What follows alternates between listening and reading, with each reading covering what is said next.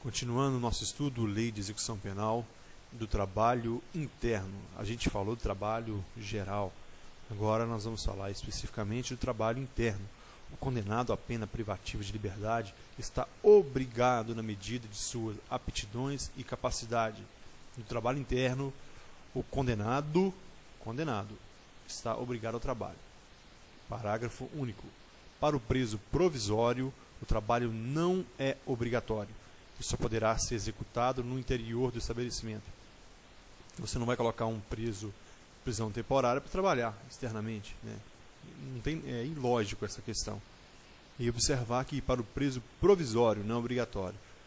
O preso provisório é gênero, no qual temporária, preventiva, é espécie. Esses podem trabalhar? Podem, só internamente no estabelecimento. Artigo 32. Na atribuição do trabalho deverão ser levadas em conta a condição pessoal, as necessidades futuras do preso, bem como as oportunidades oferecidas pelo mercado. Então, você não vai colocar um preso um idoso para trabalhar como servente de pedreiro na construção, né? Vai gerar algum benefício futuro para ele? Não, vai gerar problemas, né? Parágrafo 1º. Deverá ser limitado tanto quanto possível o artesanato sem expressão econômica, salvo nas regiões de turismo. Nas regiões que não são de turismo, devem ser evitados aqueles artesanatos de papel que não tem valor econômico, é apenas para lembrança para os familiares. Então esse deve ser evitado. Parágrafo 2º. Os maiores de 60 anos poderão solicitar ocupação adequada à sua idade. Isso é lógico, né? O Estatuto do Idoso prevê vários benefícios e privilégios, proteção ao idoso. Então jamais a lei de execução penal iria, né, prejudicar, né, um preso devido à sua idade. Parágrafo 3º. Os doentes ou deficientes físicos somente exercerão atividades apropriadas ao seu estado, também sem nenhuma dificuldade. 33. A jornada normal de trabalho não será inferior a 6 horas, nem superior a 8, com descanso nos domingos e feriados. Quando a gente estava falando do trabalho de maneira geral, nós vimos que a Lei de Execução Penal prevê que o descanso será preferencialmente no domingo, não será obrigatoriamente no domingo. Agora, para o trabalho interno, a lei prevê descanso nos domingos e feriados. Então, pelo menos para a prova, né? Depois que você estiver trabalhando de agente penitenciário, você vai ver que isso nem sempre acontece. Mas para a prova, não inferior a 6, não superior a 8, descanso nos domingos e feriados, e isso é trabalho interno. Parágrafo único. Poderá ser atribuído horário especial de trabalho aos presos designados para o serviço de conservação e manutenção do estabelecimento penal. Pode ser que algum preso responsável pela manutenção da água, caixa d'água, controle de água, e no final de semana deu algum problema, ele tem que estar trabalhando nesse final de semana. Então poderá ser atribuído horário especial. Ok? Continuando ainda o nosso estudo. 34. O trabalho poderá ser gerenciado por fundação ou empresa pública com autonomia administrativa e terá por objeto a formação profissional do condenado. Então, quem que pode gerenciar esse trabalho? Fundação ou empresa pública, né, com autonomia administrativa. Então, fundação e empresa pública. Não tem sociedade de economia mista, não tem empresa privada neste caso, né? Mas nós veremos outras a seguir, outras unidades, outras fundações, outras empresas que poderão também gerenciar esse trabalho. Parágrafo 1º.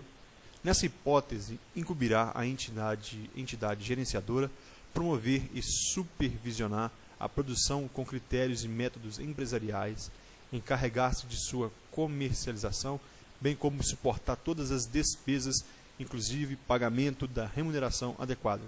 Ou seja, a empresa vai lá junto com a unidade unidade prisional, selecionar o preso, ela vai fornecer o material, vai ensinar, gerenciar toda a produção, vai comprar, se preciso, dos presos esse produto e vai providenciar a remuneração dos detentos. A unidade prisional, nesse caso, só vai trabalhar com a segurança do preso, não vai entrar com recursos para a produção desses materiais, desses objetos que serão produzidos.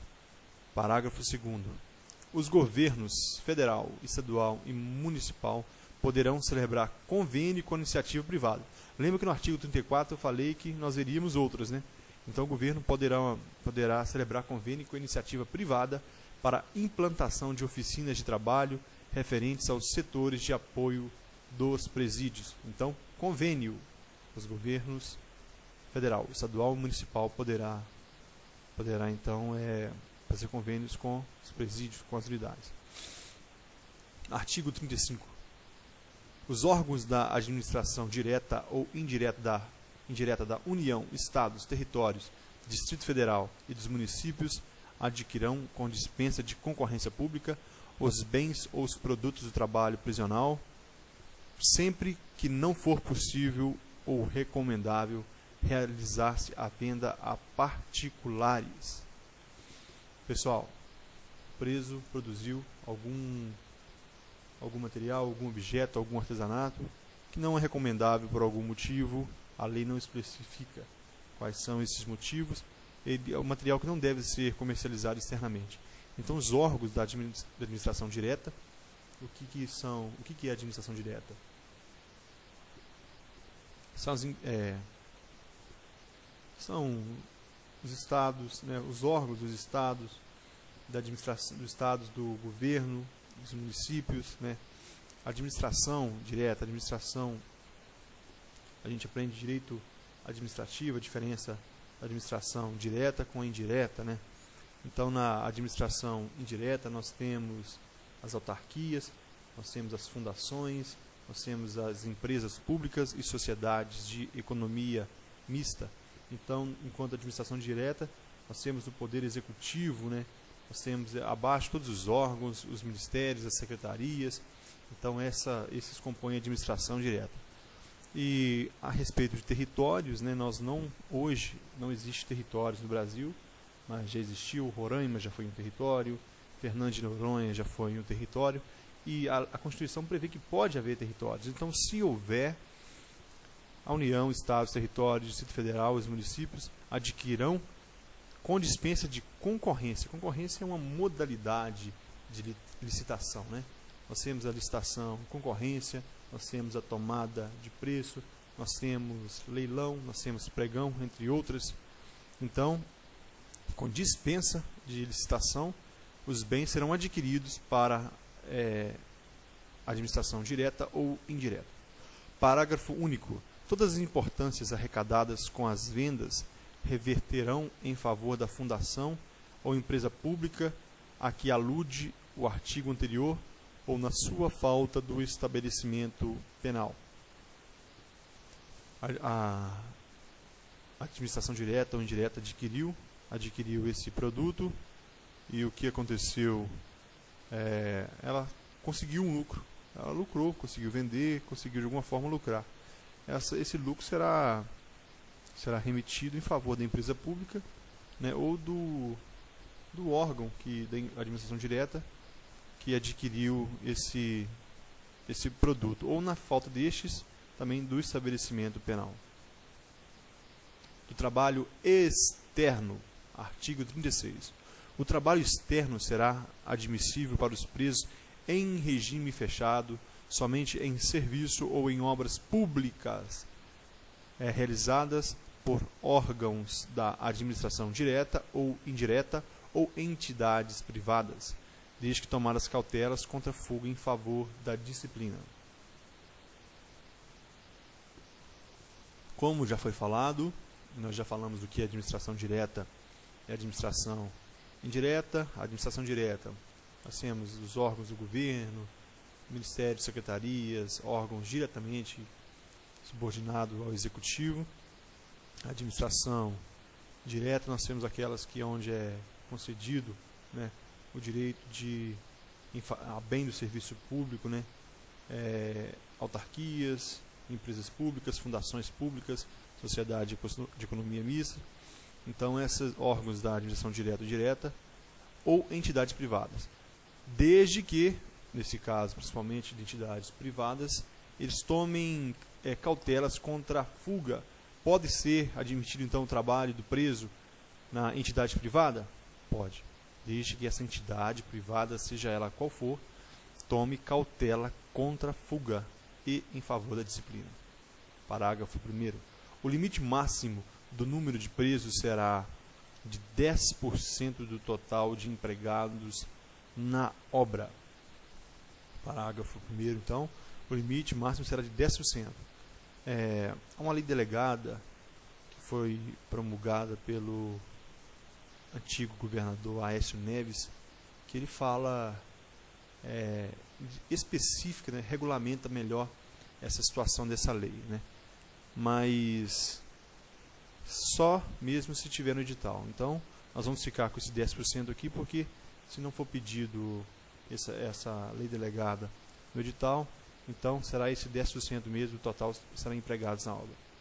Parágrafo 2º.